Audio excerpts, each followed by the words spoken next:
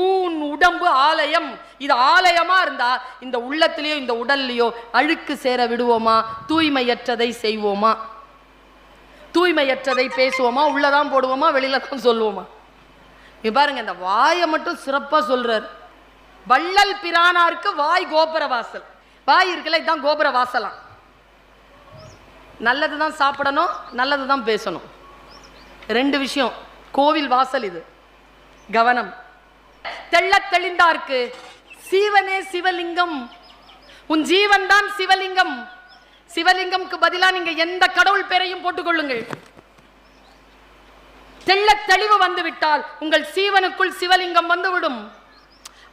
இந்த மூன்றும் நடந்து விட்டால் கள்ள புலன்கள் இருக்குல்ல, இந்த 5 புலன்களும் கள்ள புலன் 5ம் காடா மணி விளக்கு நாம் செய்யக்கூடிய அத்தனைக்கும் சாட்சியாக நிற்கும் என்று சொல்லுகிறான் திருமூலன்.